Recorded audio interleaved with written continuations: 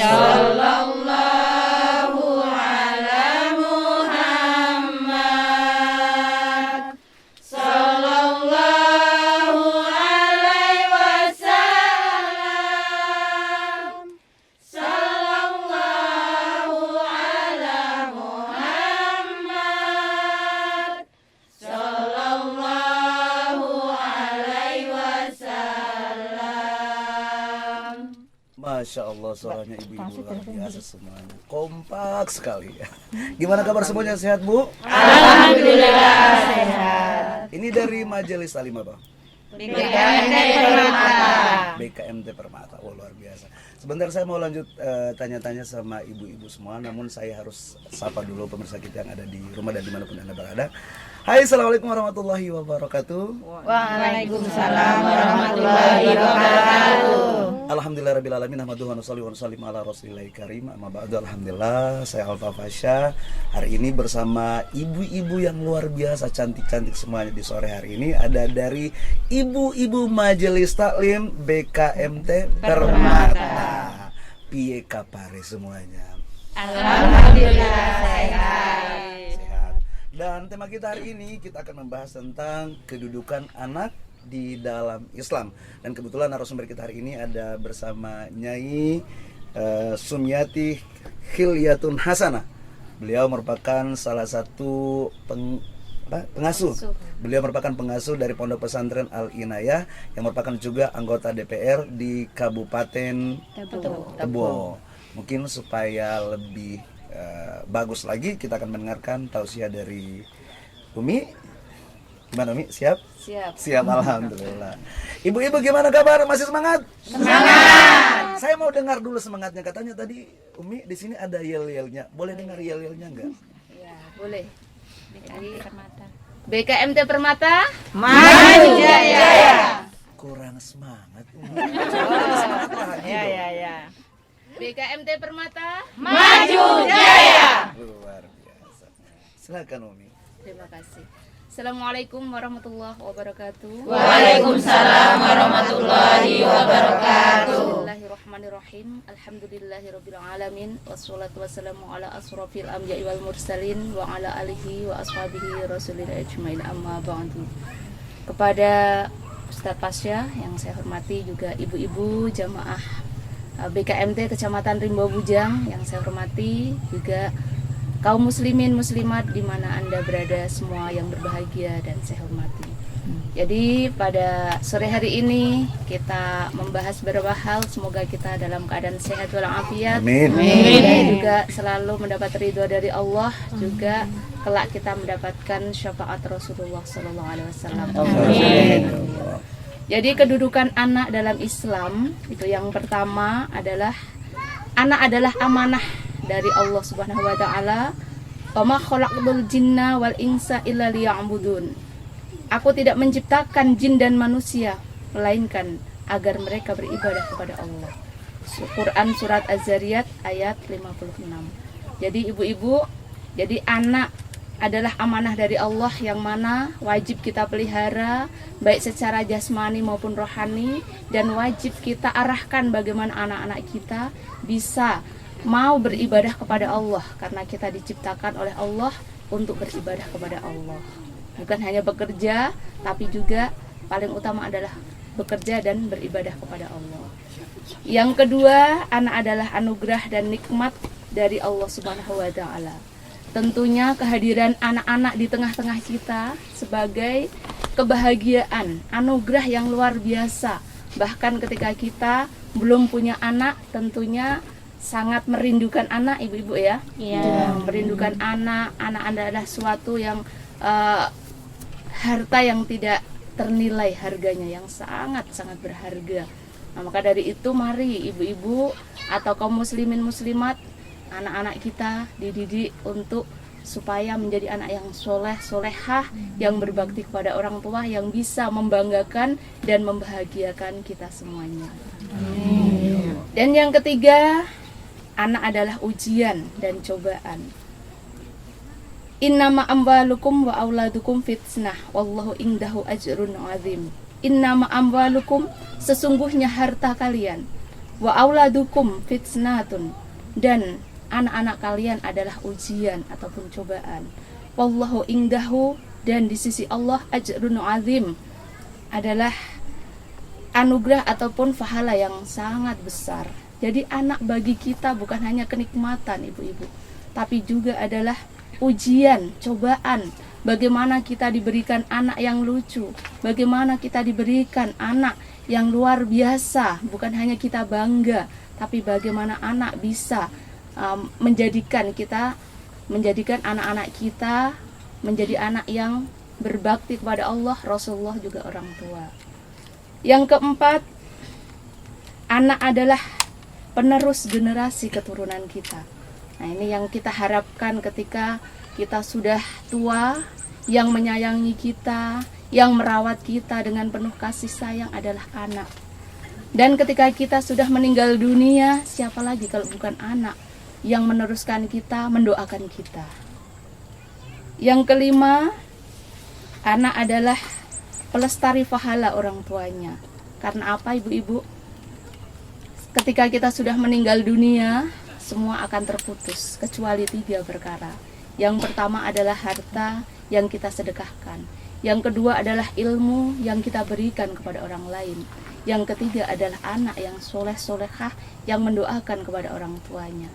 Jadi Bapak Ibu pemirsa dimanapun Anda berada, juga khususnya ibu-ibu BKMT, bagaimana anak-anak kita bisa menjadi amal jariah kita ketika kita sudah tidak ada.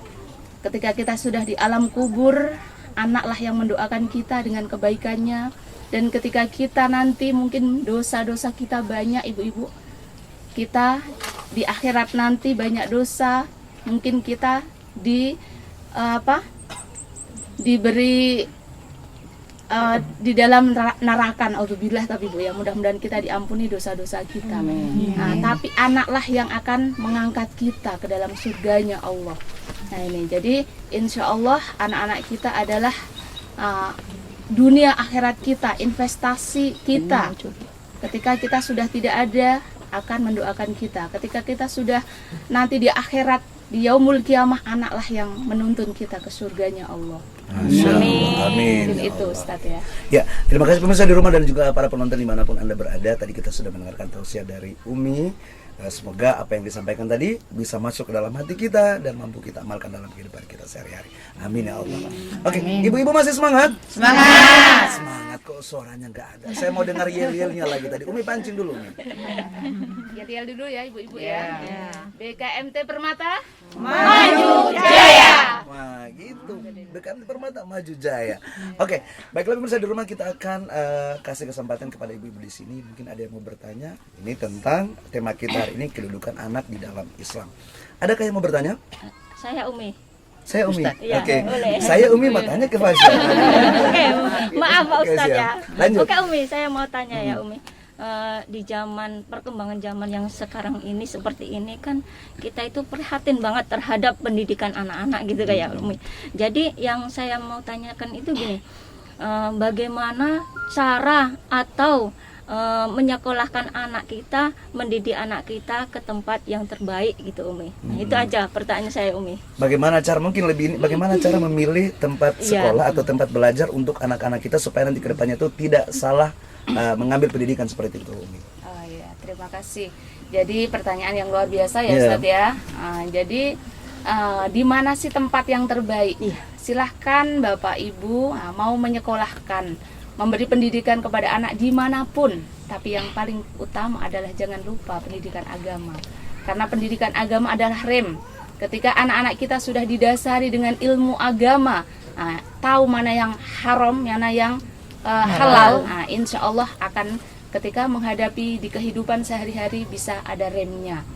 Jadi yang terbaik adalah di yang sekolah yang ada pendidikan agama. Kalau bisa di pondok pesantren, selain ada pendidikan agama sehari semalam di sana, insya Allah tempatnya yang paling aman dari pergaulan bebas, dari Pengaruh lingkungan luar. Pengaruh lingkungan luar ataupun pengaruh HP ya saat ini ya. Iya, Nah ini insya Allah kalau di pesantren, nah ini adalah tempat yang paling tepat anak-anak kita saat ini. Dititipkan saat ini. Gitu ya Ustadz ya. Betul sekali. Iya. Oke, teman-teman atau ibu-ibu yang lain ada lagi yang mau bertanya? Saya Oke, siap. Ibu dengan siapa namanya? Assalamualaikum warahmatullahi wabarakatuh. Waalaikumsalam warahmatullahi wabarakatuh. Begini Umi, saya ingin bertanya, di zaman modern ini tadi sempat disinggung masalah HP ya Umi ya. Kita kan mengharapkan mempunyai anak yang berkualitas gitu ya Umi ya. Nah di sini permasalahan yang saat ini juga saya alami, saya kan mempunyai anak yang masih dalam usia pendidikan. Nah saat ini anak saya itu sangat suka sekali bermain HP Umi, sehingga anak saya itu sampai lupa waktu. Kemudian kalau kita minta HP-nya sering marah-marah. Nah di sini saya minta solusinya bagaimana untuk mengatasi anak saya yang bisa dikatakan kecanduan dengan HP. Terima kasih. Oke, Umi. terima kasih. Simpelnya, bagaimana cara supaya anak yang kecanduan HP itu bisa kembali aktif belajar seperti biasanya? Iya. Pertanyaan yang luar biasa yang saat ini menjadi permasalahan bagi semua Ibu-ibu. ibu-ibu ya dan orang tua. Jadi apabila anak-anak kita di rumah, yang pertama kita sibukkan dengan kegiatan yang positif. Baik itu dalam ngaji ya, sekolah, ngaji, juga mungkin olahraga atau kegiatan-kegiatan positif lainnya. Insya Allah kalau anak kita diberi kegiatan yang banyak, kegiatan aktivitas yang positif, dia tidak terlalu asik dengan HP. Yang kedua, anak tentunya akan mungkin sehari dikasih waktu setengah jam ya, sekali setengah jam. Nah, diberi peraturan. Nah, itu diberi peraturan dan disepakati dengan anak. Diberi waktu mungkin setengah jam atau paling maksimal 1 jam. Nah itu pun yang ditonton, yang dilihat itu harus yang berkualitas. Jangan sampai dilihat yang film-film yang tidak baik ataupun konten-konten yang tidak baik. Nah ini orang tua wajib memantau bagaimana anak-anak kita apa yang ditonton. Nah jadi dikasih jadwal mungkin seumpama jam berapa ya, disepakati dengan anak itu setengah jam atau sampai 1 jam maksimal. Setelah itu harus benar-benar didisiplinkan, harus diminta. Nah ini kalau tentang HP. Nah, jadi insya Allah dengan seperti itu mengurangi anak kecanduan HP. Gitu ya Ustaz. Siap. Ya. Masya Allah. Tadi pertanyaan udah dijawab bahwasanya untuk supaya anaknya tidak kecanduan HP, dibatasi aja waktu nontonnya mereka. Oke, baiklah pemirsa di rumah, masih ada lagi ibu yang mau bertanya? Satu? Oke. Mungkin ada, silakan. Assalamualaikum Umi, terima kasih atas waktunya. Saya mau tanya Mi, saya itu punya anak Mi, tapi kalau dinasihati susah banget Mi, suka membantah.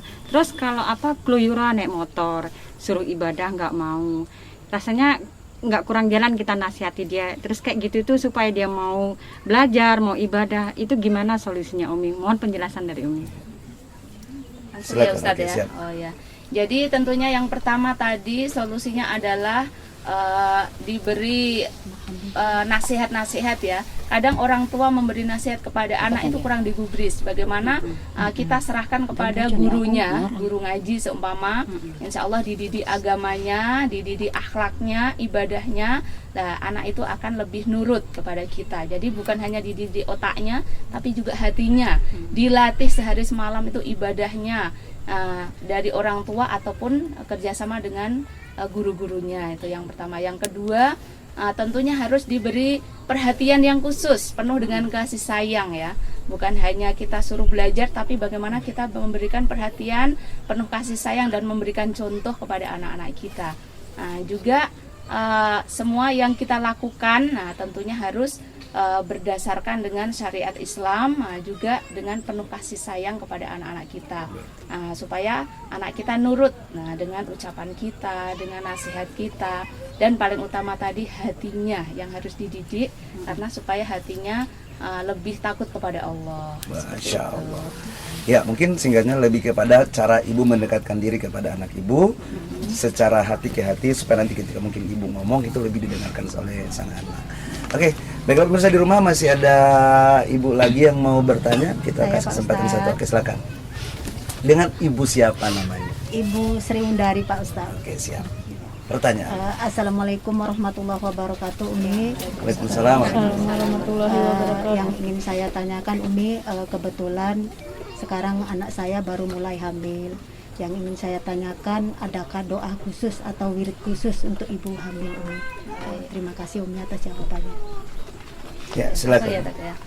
Jadi bagus, luar biasa ya. Memang anak-anak kita ketika mendoakan, membentuk karakter anak kita bukan hanya ketika sudah lahir ya, bahkan sejak dalam kandungan, bahkan sejak dari sebelum ada di dalam kandungan. Nah ini ketika suami istri lah ini melakukan mungkin hubungan khusus, ini ada doanya. Dari itu sampai ketika seorang ibu hamil, nah, mulai hamil ini memang harus ada doanya khusus. Supaya apa doa tersebut? Nah, nanti bisa kita catatkan ya. Allahumma iqat waladi fi batni wasfihi anta asyafi la syifaa illa syifauka ila akhirih, nanti kita catatkan itu.